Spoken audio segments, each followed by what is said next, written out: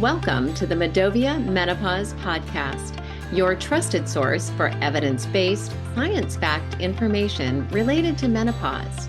Medovia is dedicated to changing the narrative about menopause by educating, raising awareness, and supporting women in this stage of life, both at home and in the workplace. Visit medovia.com to learn more. I'm one of your hosts, April Haberman, and I'm joined by Kim Hart. We're co-founders of Medovia, certified health coaches, registered yoga teachers, and midlife mamas specializing in menopause. You're listening to another episode of our podcast, where we offer expert guidance for the most transformative stage of life, bringing you real conversations, education, and resources to help you overcome challenges and reach your full potential through midlife. Join us and our special guests each episode as we bring vibrant, fun, and truthful conversation, and let us help you have a deeper understanding of menopause. Today we have Dr. Haberman on the show, or Dr. Jim, as he likes to be called. He has been delivering the highest quality dentistry in the greater Seattle area for over 20 years. Dr. Haberman is a Seattle native and received his Doctor of Dental Surgery degree from the University of Washington School of Dentistry.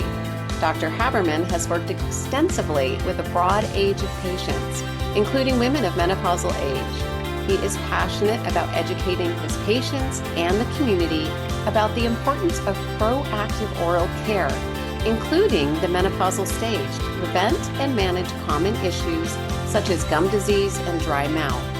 For 11 consecutive years, Dr. Haberman has been honored with a coveted spot on Seattle Met's esteemed list of top dentists, alongside receiving the noteworthy Edmonds Washington Best Dentist Award. However, beyond these accolades, Dr. Haberman is best known for his empathetic and caring manner in delivering patient-centric care. He is an active member of many prominent dental organizations, including the American Dental Association, Washington State Dental Association, Snohomish County Dental Society, and the American Academy of Facial Aesthetics. Another fun fact, Dr. Haberman is married to our very own co-host, April Haberman. Yes, that's me. This is going to be a fun interview. Thanks for joining in.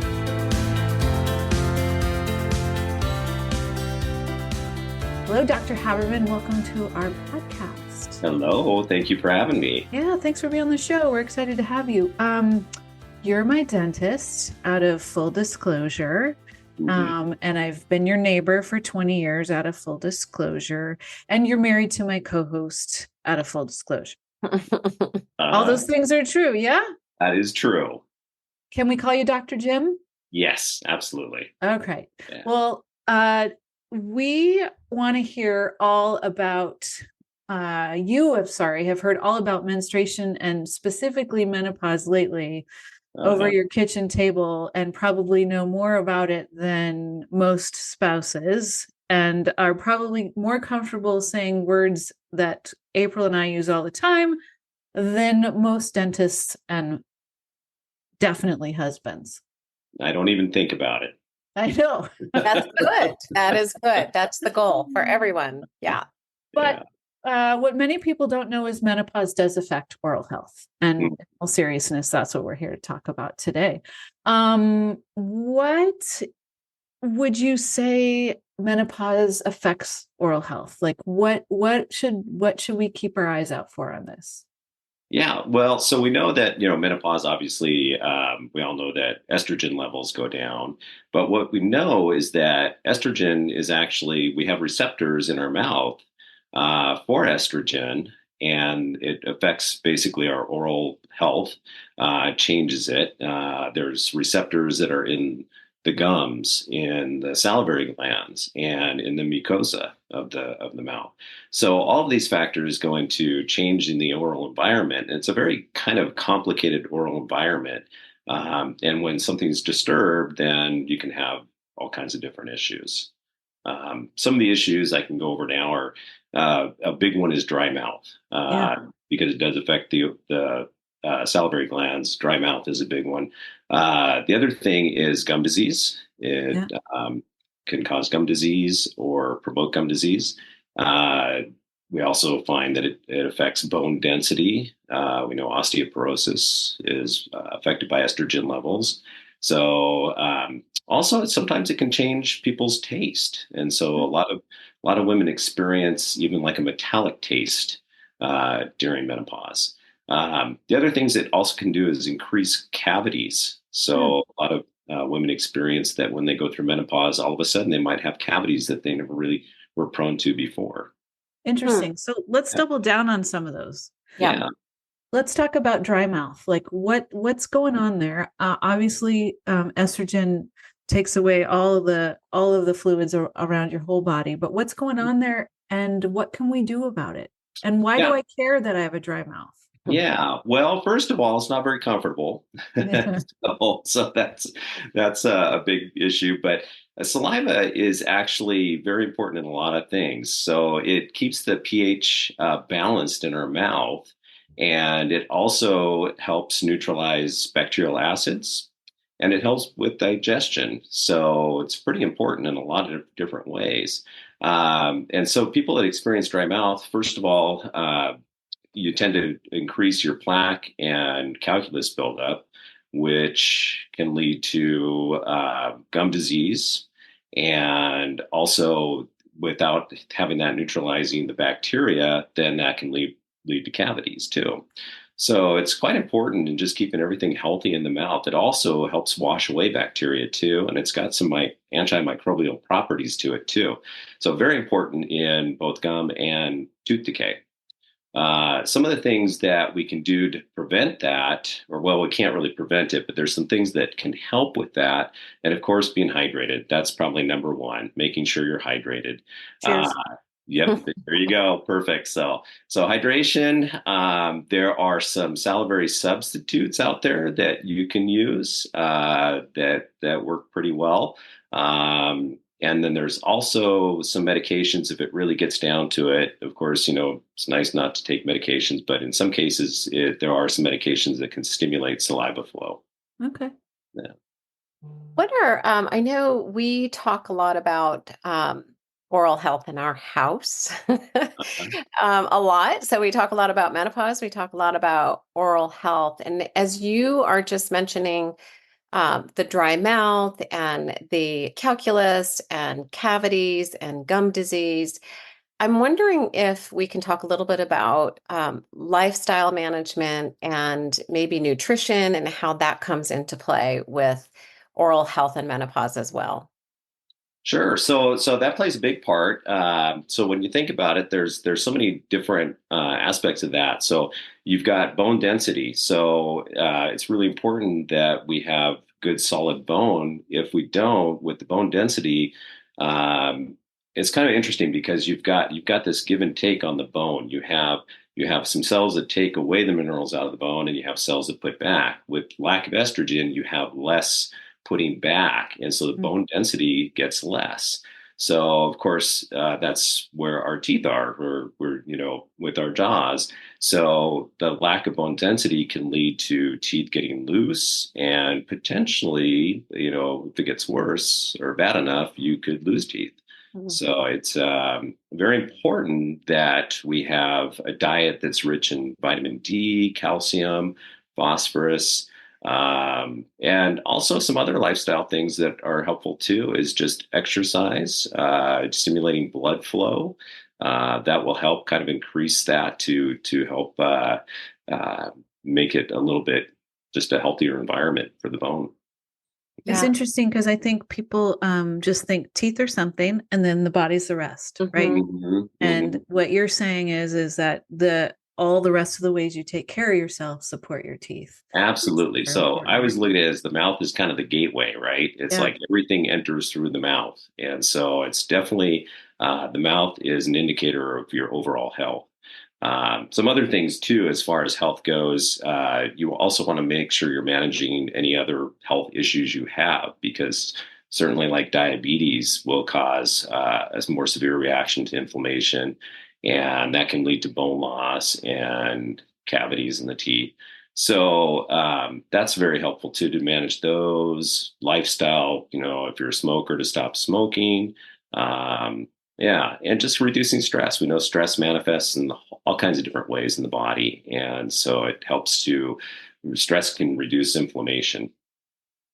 Yeah. It's glucose is a thing during menopause where you really need to be careful of your glucose levels, which are, they raise for so many different ways. But what I'm hearing from you is like, yeah, all of Uh, it for your mouth. Absolutely, absolutely. Everything, your mouth is just the same as anything else. You need that good, healthy lifestyle.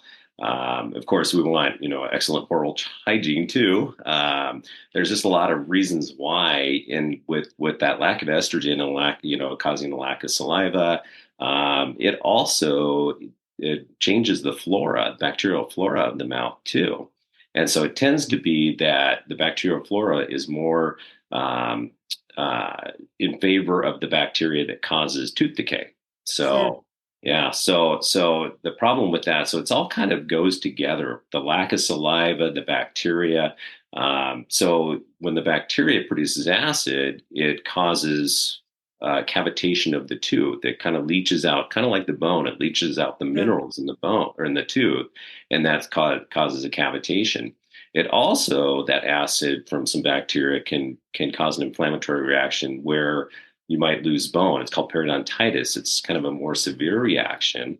And so that in combination with the density being less of the bone is not, favorable either. So that can lead to tooth loss. And so we're looking at just all this combination goes together and affects both, like I said, the cavities, gum disease.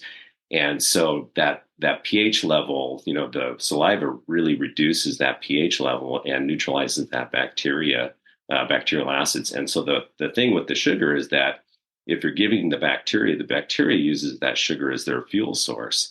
And that's what's going to help them produce acid.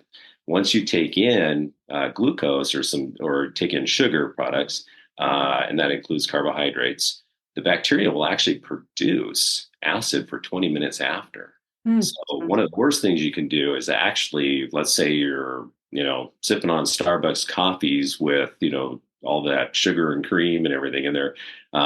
If you're doing it all day long, then you're just giving the bacteria that food source to produce acid all day long on your tooth. And you just, with that lack of saliva and the lack of neutralizing the acid, well, it just takes a toll on everything. Yeah. Well, we all know that you're supposed to get regular checkups from your dentist, and Mhm. I come like clockwork every 6 months because Yes, you. I don't want to have my teeth scraped so badly that it hurts me. So I come because I live in fear of that being a problem for me. But what is a regular checkup going to do to help with my teeth and bone health during menopause? Well, so that's great. So one of the things that a checkup's going to do is we're going to be able to see what's going on. We're going to be able to check your bone levels, and so we can see if you're losing bone and get on top of that. There's some different procedures we can do that can help. We can't get bone back, but we can kind of prevent it from getting worse. And so it's very crucial to kind of keep on check on that. And of course. There's some things we can do for the low saliva flow. So there's things we can do to kind of manage these symptoms that people are having. So it's very important. Of course, if we catch things early on, it's much easier to get control of them and prevent some future problems.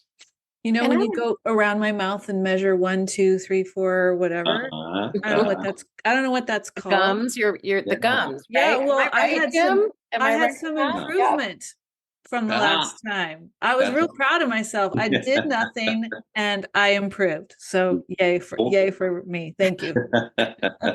Yeah.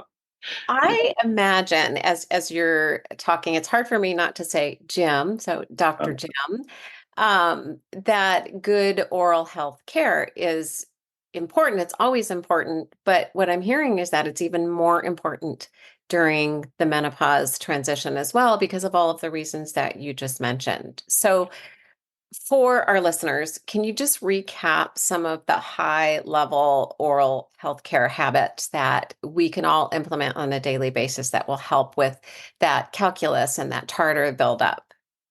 Sure. So, really, when it comes down to it, it's scraping the bacteria off your teeth. The bacteria is what's going to cause that acid production, which is going to cause the inflammation, which can lead to the bone loss or the cavities. So, we really need to get in there. The other thing, too, is that the lack of estrogen also makes the gums more responsive to that acid in an inflammatory response. So, it's really important to keep everything clean. So, definitely what you want to do is be brushing at least a couple times a day. Fluoridated toothpaste is going to be very, very helpful. And floss at least once a day. And what you're trying to do is basically scrape that bacteria off the teeth. It takes the bacteria about 24 hours to kind of regroup and cause that acid production again. So as long as you're getting in there and getting that clean, it should pretty much help with almost anything. You can also add in maybe a alcohol-free mouth rinse. You don't want to overdo it too much because then you can kill off some of the good bacteria. Mm, Are you talking about like a Listerine or something like Yeah, that? yeah. Yeah. Listerine with no alcohol is What best. about a water pick? I hear about a water pick. I don't know. I don't Yeah. do it, and I don't understand why I would. Yeah, yeah. Water pick is great too. I mean, it's not the gold standard is still flossing. A lot of people think water picking, you can do that and you're going to get all your bacteria, but you're not going to get the same amount as you are with flossing. And so it's a great thing to add into your regimen, but it's not something that I would take and replace flossing or brushing with. Okay, thank you. And Yeah. a hot topic that everyone asks questions about when you say the word menopause, everyone wants to talk about HRT, which we now call MHT. But how does hormone replacement therapy or menopausal hormone therapy come into play here with our oral health? Does it affect it positively, negatively? Is it neutral? Does it matter? Can you talk a little bit about that? Yeah, that's a good question. So actually, it's funny. It's both. It's positive and negative, or can be. So there's some positive things. It can help increase saliva flow. So that's great that way. So it can help with bone density for around the teeth.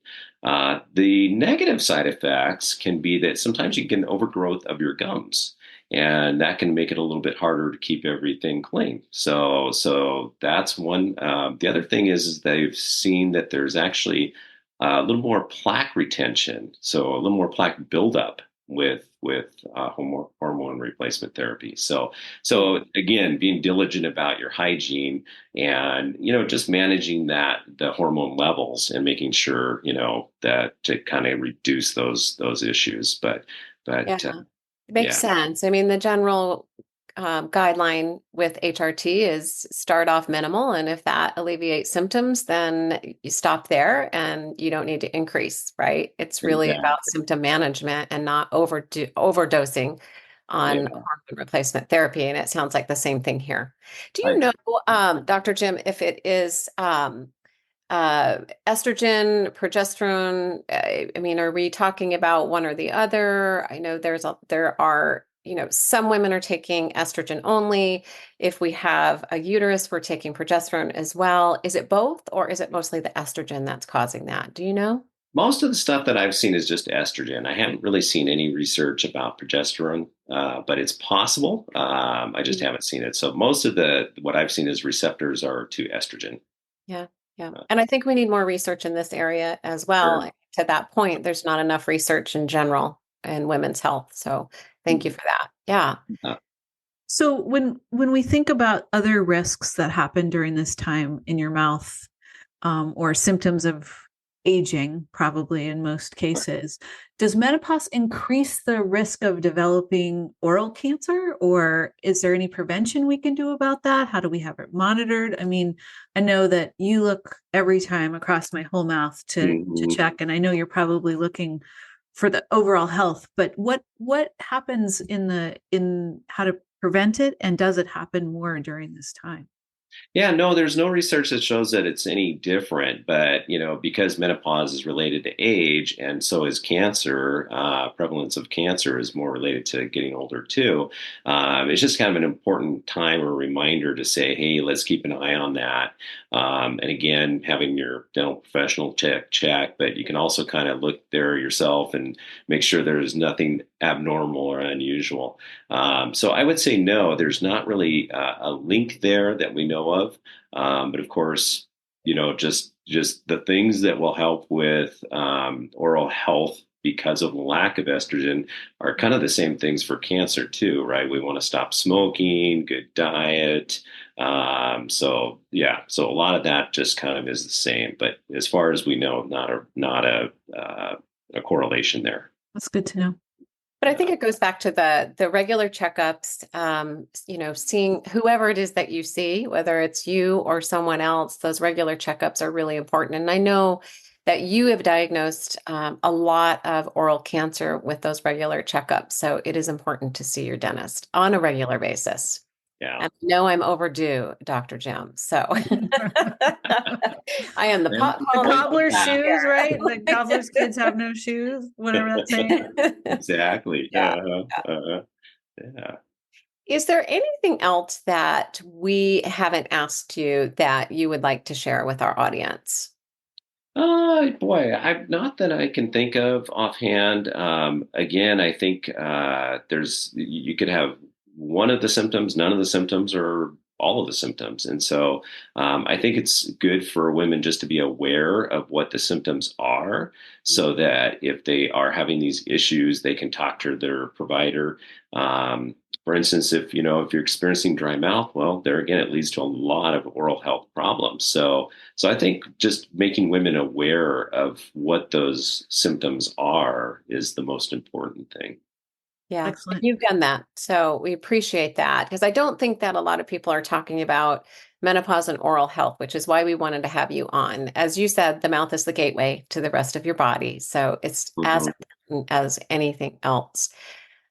We always end each one of our episodes with a rapid fire. And because I know you so well, we've been married almost 31 years, I'm going to let Kim do the rapid round because I think I might know all of the answers to these questions. So, Kim, I'm going to hand it over to you. All right. And Well, you my fire away. first question's not rapid fire, but Dr. Jim, if people wanted to find you, where would they find you?